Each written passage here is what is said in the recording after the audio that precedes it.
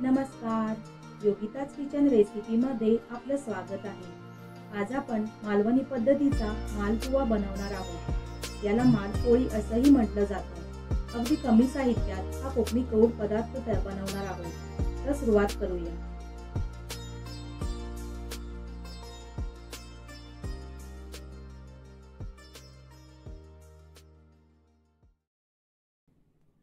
प्रथम एका बाउल मध्ये 1 कप गव्हाचे पीठ घेऊया। तसेच पाव कप तांदूळाचं पीठ घ्यायचं आहे। आता यामध्ये अर्धा कप बारीक चिरलेला गूळ घालूया। गूळ घातल्यावर 1 चमचा वेलची आणि बडीशेपची पूड, पाव चमचा हळद पावडर घालायची आहे।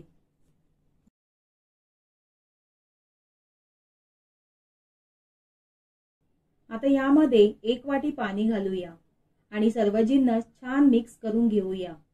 गरजेप्रमाणे पाणी घालायचं आहे। मी पुन्हा अर्धी वाटी पाणी घालते। बॅटर व्यवस्थित एकजीव करून घ्यायचं आहे।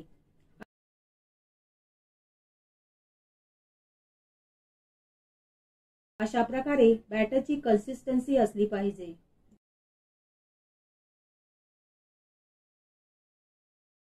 आता मालपोळी बनवण्यासाठी गॅसवर लो फ्लेमवर पॅन ठेवून त्याला चमचाभर तूप लावून घ्यायचं आहे।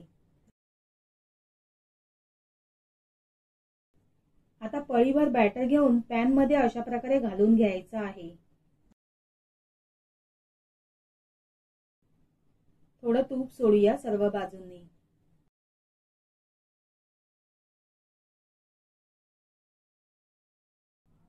एका बाजूने छान खरपूस भाजून झाल्यावर उलटून घेऊया आणि दुसऱ्या बाजूने देखील मस्त खमंग खरपूस भाजून घेऊया।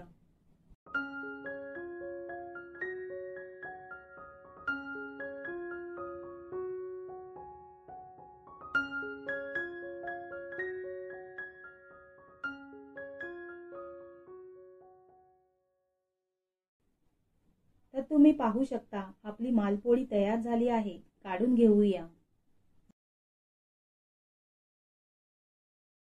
तर अशाच पद्धतीने इतर सर्व मालपोळ्या मी तयार करून घेतल्या आहेत।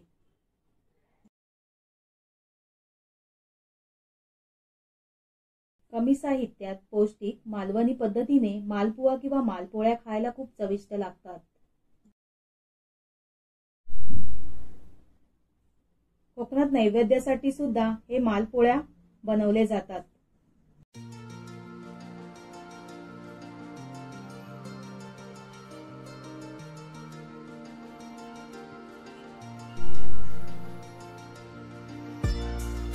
तर कशी वाटली आजची रेसिपी? आवडल्यास व्हिडिओला लाईक करा, कमेंट करा आणि चॅनलला सबस्क्राइब करा। पुन्हा भेटू नवनवीन रेसिपीसह। धन्यवाद।